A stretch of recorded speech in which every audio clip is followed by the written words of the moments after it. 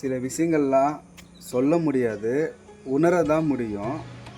நான் உணர்ந்ததை உங்களுக்கு ஒரு பகுதியாக சொல்கிறேன். என்ன அப்படின்னா, காசி, ராமேஸ்வரம் எண்ணில் அடங்கா சிவாலயங்கள் இருக்குது.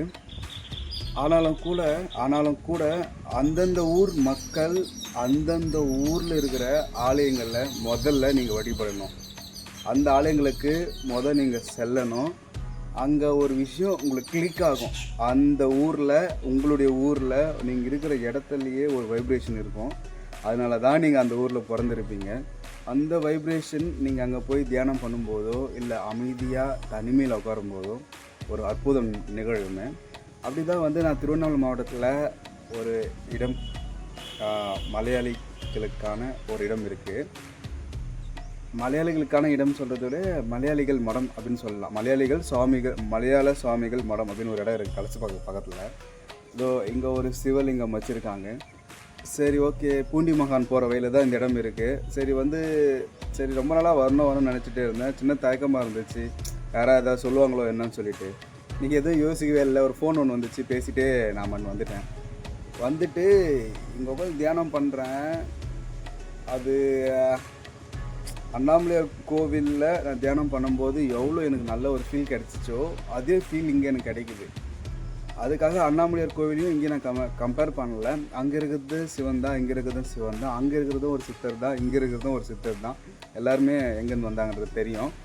என்ன சொல்ல வரேன் அப்படின்னா, அண்ணாமலையார் கோவிலில் உண்ணாமலையம்மன் கோவில், ராமேஸ்வரமோ ஏதோ ஒரு இடமோ சதுரகிரியோ அப்படின்றத தாண்டி மக்கள் நடமாட்டம் இல்லாமல் இயற்கையாக இருந்து அமைதியான ஒரு இடத்துல இருந்து தியானம் பண்ணும்போது அது அந்த ஆறாவுடைய வைப்ரேஷனே வேறையாக இருக்கும். அந்த இடத்துடைய வைப்ரேஷனை தாண்டி நமக்குள்ள இருக்கிற வைப்ரேஷன் அந்த இடத்தோட கனெக்ட் ஆகும். ஸோ அப்படி ஒரு இடம் தான் இந்த இடம். எனக்கு ரொம்ப பிடிச்சிருக்கு. இங்கேயே அப்படியே விட்டா ஒரு என்ன சொல்கிறது, பல ஆண்டுகள் இங்கேயே தியானத்தில் இருப்பேன்னு நினைக்கிறேன்.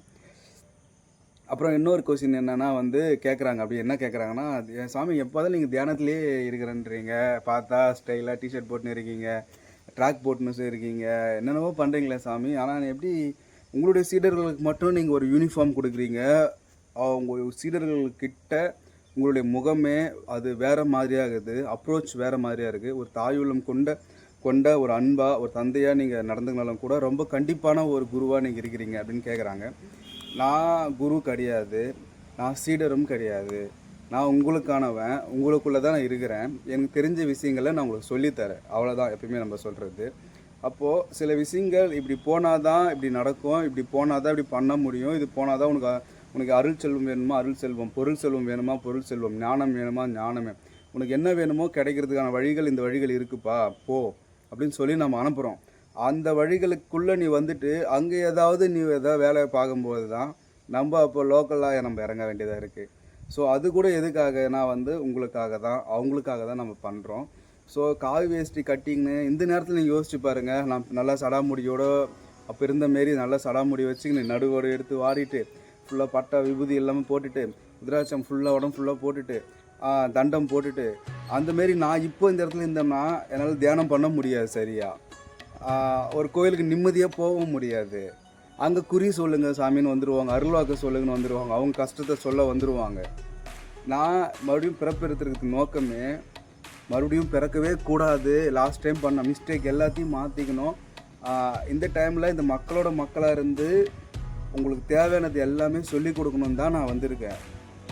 திருப்பியும் நான் வரலாம், ஆனால் வரும்போதும் நீங்கள் பயன்படுத்திக்கணும், இப்பயும் நீங்கள் பயன்படுத்திக்கணும். நம்மளுடைய சத்சங்கம் எல்லாமே ரொம்ப பேர் பார்க்குறாங்க, ஒரு 500 பேர்கிட்ட வராங்க, ஃபாலோ பண்ணுறாங்க.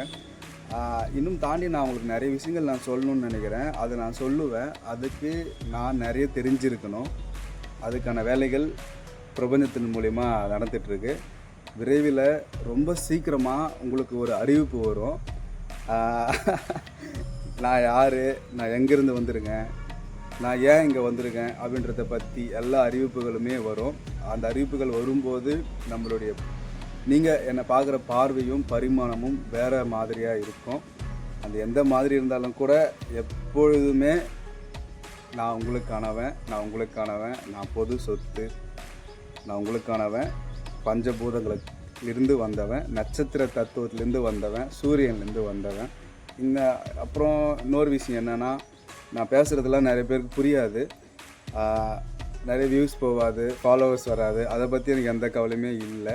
கவலைப்படுறதுக்கு ஒன்றும் இல்லை. நம்ம சீரியர்கள் கேட்குறாங்க, ஃபாலோவர்ஸ் வரல சாமி, வியூஸ் போகல சாமி. ஏன் சாமி போகணும்? 10 பேர் பார்க்குறாங்களா சாமி, அந்த 10 பேருக்கு புரிஞ்சால் போதும்.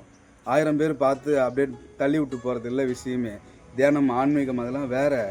இன்னும் கொஞ்ச நாளில் காற்றோட காற்றா பறக்க போகிறேன். அது நடக்கும் சீக்கிரமாக. அது பார்ப்பீங்க. இன்னும் சஸ்பென்ஸாக இருக்குது. நான் இன்னும் சொல்கிறேன். நான் இன்னும் கொஞ்சம் அந்த பக்குவத்துக்குள்ளே வரணும். காலங்கினா சும்மா இல்லை, சீக்கிரமாக பண்ணுறோம்.